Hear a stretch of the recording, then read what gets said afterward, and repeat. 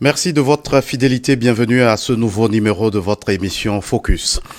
Malgré son handicap visuel, il sait toujours exprimer son potentiel. Il brise les stéréotypes pour se montrer utile à sa communauté. Juriste, entrepreneur, musicien, l'homme a plusieurs cordes à son arc et fait preuve d'un leadership fascinant. Emerson Foley Segbeji, merci d'avoir répondu à notre invitation. Tout le plaisir est pour moi.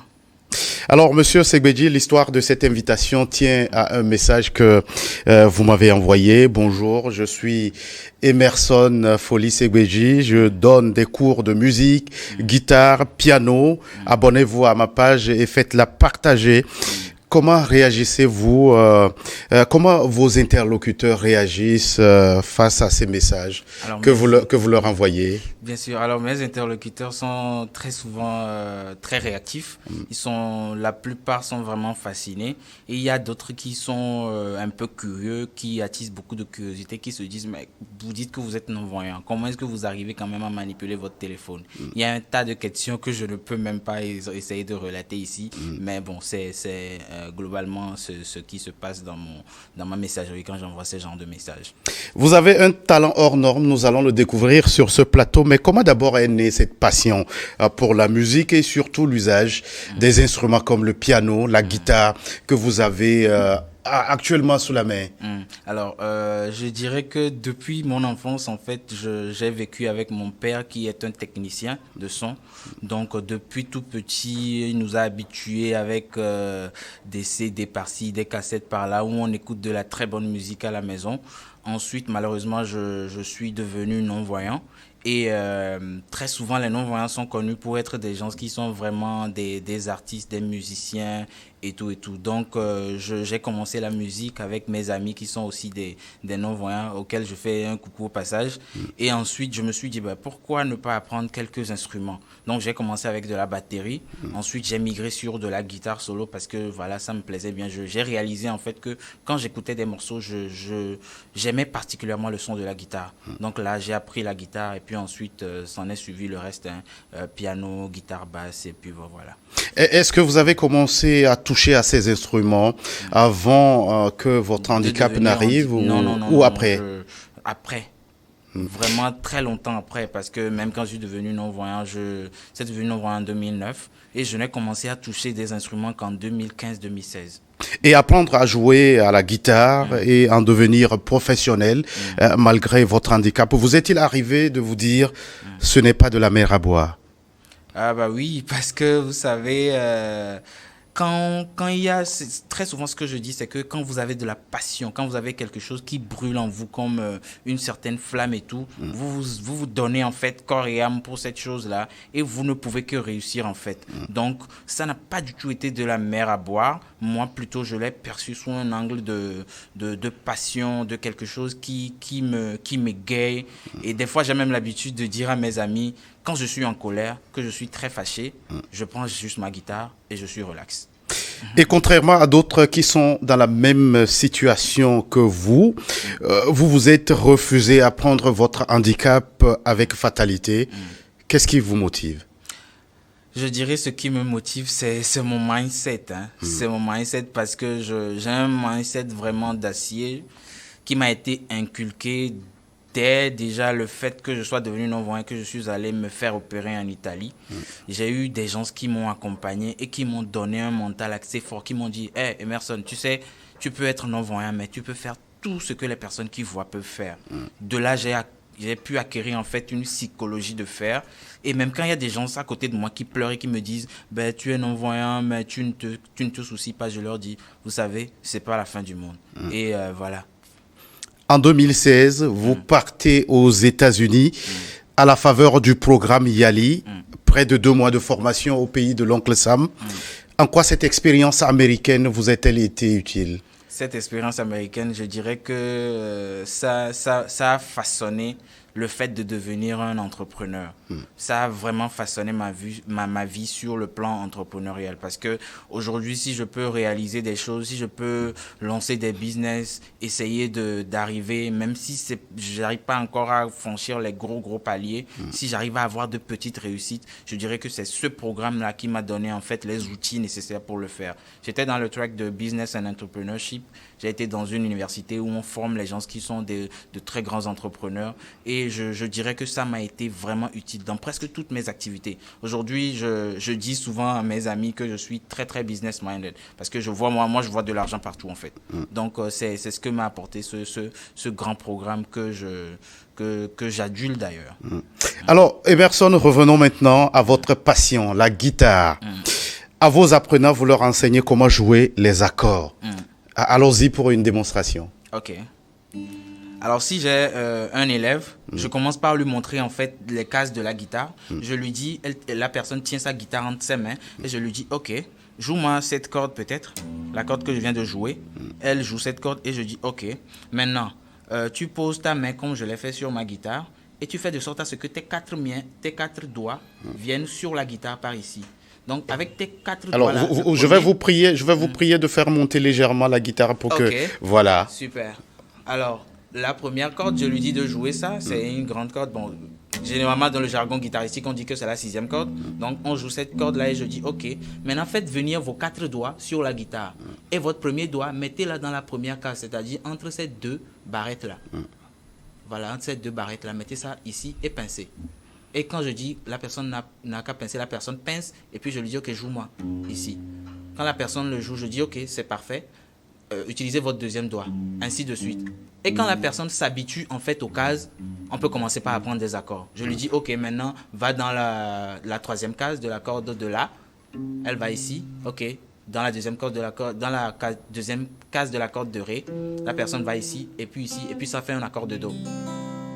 Donc, même sans voir, on peut montrer ça sur la guitare. Et quand la personne qui est votre alter ego est une personne voyante, je dirais même que c'est beaucoup plus facile de lui apprendre la guitare. Maintenant, quand c'est une personne handicapée comme moi, il suffit de lui donner les choses avec des repères et ça marche.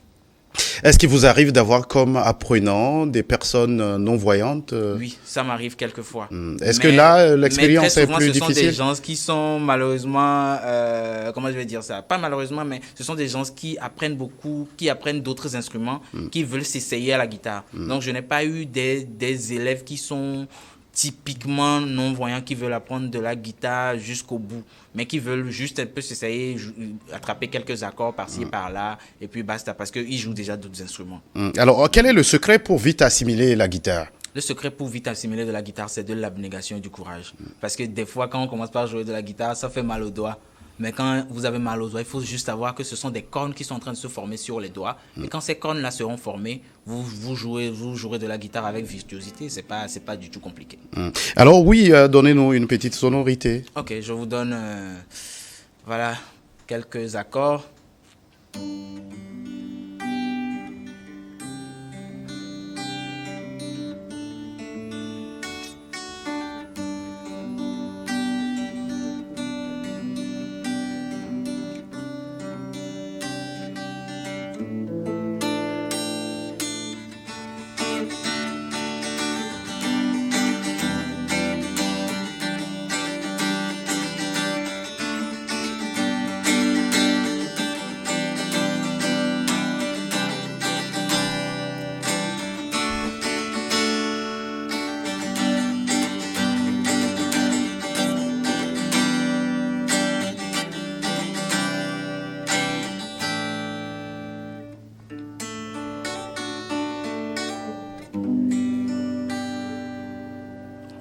Formidable comme talent dont vous faites preuve, Emerson Segbeji.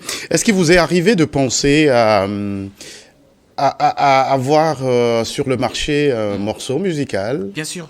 Actuellement, je suis en pleine composition de mon studio, mon propre studio, où je serai moi-même le beatmaker, je serai moi-même le directeur artistique et tout ce qui va avec. Parce que j'ai toutes ces cordes à mon arc, parce que je les ai appris sur un long temps.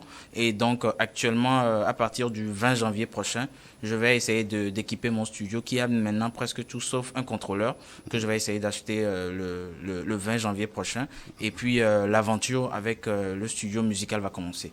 Et avant qu'on ne rentre en studio, j'ai appris que vous êtes aussi le vice-président du regroupement interprofessionnel des non-voyants artisans. Bien sûr. Alors, quel est le plaidoyer que vous voudriez bien faire sur ce plateau pour ces personnes qui partagent la même situation que vous? D'accord. Alors, le regroupement interprofessionnel, en fait, a été un regroupement que nous avons créé parce qu'on a vu qu'il y a des gens, malheureusement, qui ne sont pas allés à l'école comme nous, qui n'ont pas pu avoir des études assez poussées, mais qui ont quand même appris un métier. Ce sont des artisans, comme le stipule bien l'acronyme que vous venez de donner. Donc, ce sont des gens qui ont appris des travaux manuels. Et pour eux, on a pu installer quand même un centre au niveau d'Aklakou qui, aujourd'hui, malheureusement, est en train d'être délocalisé. Mais le plaidoyer que j'aimerais faire, c'est s'il y a de bonnes volonté qui veulent aider ces personnes-là à pouvoir être autonomes et indépendants, moi, ce serait mon plaisir. Parce qu'aujourd'hui, moi, je suis juriste, je suis musicien, je suis entrepreneur, je peux tout faire, mais je ne peux pas quand même aider ces gens-là comme je le veux. Comme on le dit en Afrique, n'est-ce pas? Donc, qu'est-ce que ça veut dire? Qu'est-ce que ça veut dire? Ça veut dire tout simplement que c'est ensemble qu'on est fort. Donc, s'il y a des gens qui veulent nous aider, pour qu'on ensemble on soit fort, parce que ces gens-là sont des travailleurs manuels, qu'on soit fort et qu'ils veulent pousser en fait l'œuvre que j'ai commencée, ben moi je leur dirais tout simplement bienvenue. Vous avez vous eu la chance d'étudier, vous avez étudié le droit notamment.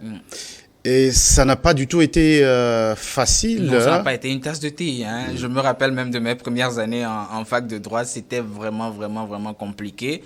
Pas compliqué dans le sens de l'apprentissage des cours, non, mais ça a été compliqué dans le sens de l'accessibilité par rapport à ces cours et du fait de se mettre en fait dans une peau de, comment je vais dire ça, d'apprenti juriste en fait. Donc c'était vraiment, vraiment compliqué. Mais ce que j'ai aimé, c'est que j'ai persévéré. J'ai vraiment persévéré et au bout de la deuxième, de la troisième année, j'ai commencé à vraiment voir clair et à être vraiment plus méthodique sur mes méthodes d'apprentissage et tout ce qui va avec. Il y a même mes amis qui me disent parfois que j'ai été vraiment rigoureux, mais bon, c'était important. Quel était l'objectif poursuivi en vous inscrivant en droit? En fait, mon objectif quand je m'inscrivais en droit, c'était de devenir un diplomate. Malheureusement, aujourd'hui, mes ambitions ont changé. Je prévois plutôt maintenant devenir un interprète juriste, c'est-à-dire faire de l'interprétariat juridique. C'est pour cela même que je finis actuellement un cursus en anglais en littérature américaine. Donc bientôt, je vais essayer de lancer un master en matière d'interprétariat juridique que je vais faire et puis ben voilà, c'est désormais ma passion. Et au niveau de votre formation américaine, qu'est-ce que vous avez pu avoir comme outil à votre arc? Alors, pour ma formation au niveau des États-Unis à Northwestern University, j'ai eu beaucoup de choses. Aujourd'hui, je peux gérer des équipes, c'est-à-dire je peux gérer des gens, les manager, les envoyer en prospection, leur dire de faire ci, ça, ce sont les bonnes pratiques par rapport à un entrepreneur. Aujourd'hui, j'ai au moins 2 à 3 collaborateurs qui travaillent avec moi et ils savent que je badine pas avec ce qui est de la méthode et de la prospection. Parce que comme je le dis, la prospection, c'est la clé de l'entrepreneur. Si tu restes là à vouloir à ce que les clients viennent vers toi, ça va jamais marcher. Donc, ces genres de choses-là, je les ai appris avec ce programme-là à Northwestern University. Emerson, vous êtes très doué en guitare. Et c'est sur une note musicale que je vais vous demander de nous offrir avant qu'on ne se sépare. D'accord.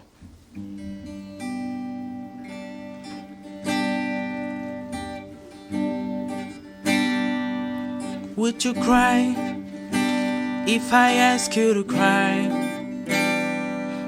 Would you run and never look back? Would you dance if you saw me dancing? Would you save my soul tonight? I can be your hero, baby. I can kiss away the pain. I will stand by you forever. You can take my breath away.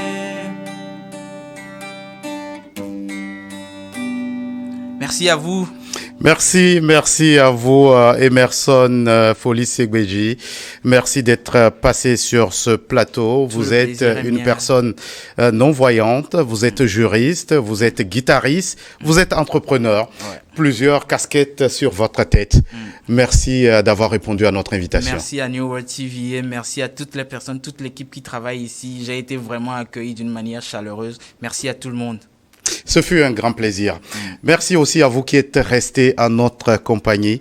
À très vite pour un autre numéro de votre émission Focus.